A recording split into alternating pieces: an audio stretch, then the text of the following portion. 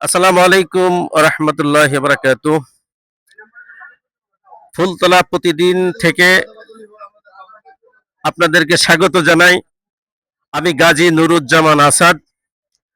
আহ, আপনাদের সঙ্গে যুক্ত হয়েছি যশোর জেলা আহ, শহরে মনিহার পিক আপ স্ট্যান্ড, বড় মসজিদের ডান সাইডে পিক আপ স্ট্যান্ডের গেটের মুখে আপনাদের সাথে যুক্ত হয়েছি।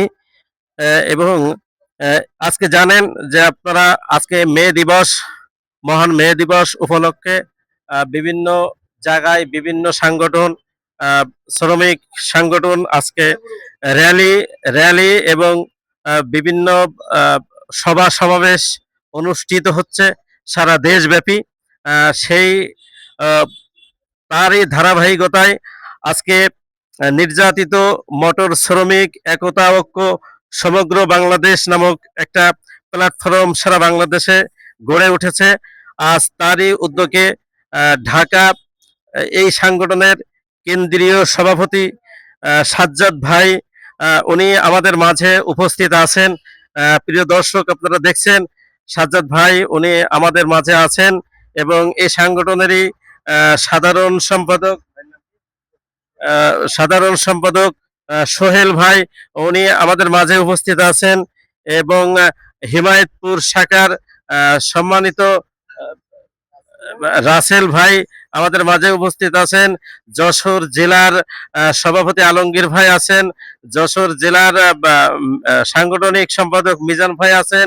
সাতক্ষীরা জেলার শিমুল ভাই আছেন এবং সারা দেশ থেকে আগত আজকে এখানে আপনাদের মাঝে এই র্যালিতে ওনারা অংশগ্রহণ করছেন। আজকে এই র্যালিতে আজকে ওনারা অংশ নিয়েছেন।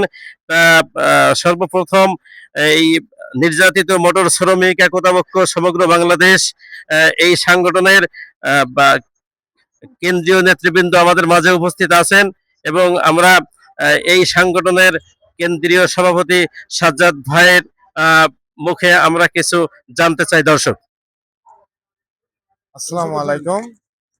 নির্যাতিত মোটর শ্রমিক একতা ঐক্য সমগ্র বাংলাদেশ কেন্দ্রীয় কমিটির মোহাম্মদ সাজ্জাদ মোল্লা, সভাপতি। আজকের এই দিনটা সারা বিশ্বে শ্রমিকের অধিকার ও শ্রমিকের ন্যায্য দাবি, এটা নিয়ে সারা বিশ্বে জনসভা ও র্যালি সারা বিশ্বে চলতেছে। আজকে আমরা মোটর ডিপার্টমেন্টের ড্রাইভার সাহেব, নির্যাতিত মোটর শ্রমিক একতা ঐক্য সমগ্র বাংলাদেশ, এই সংগঠনটি সারা বাংলাদেশে আছে। 64 জেলা থেকে আমাদের এই র্যালি ও সমাবেশ অনুষ্ঠিত হচ্ছে। আমাদের দাবি, আমাদের পাওনা, আমরা এটা নিয়ে আমরা কথা বলতে চাই। আমরা বিগত দিনে আমরা ড্রাইভার সাহেব অবহেলিত, আমরা লাঞ্ছিত, আমরা বঞ্চিত। আমরা যদি এই বাংলাদেশের চাক্কা ঘুরাই, সোনার বাংলাদেশ ঘোরে।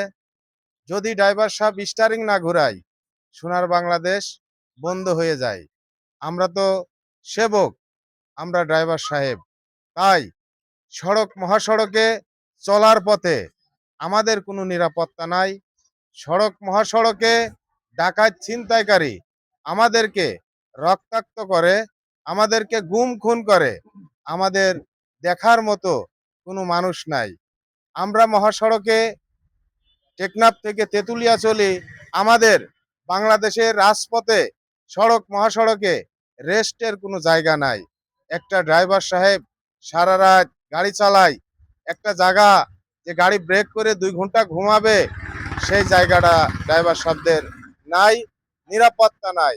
তাই আমাদের এই আজকের এই মহান শ্রমিক দিবস উপলক্ষে আমি সাংবাদিক ভাইদেরকে ধন্যবাদ জানাই। আমাদের এই প্রোগ্রামগুলা যেন আপনারা মিডিয়ায় পোস্ট করবেন।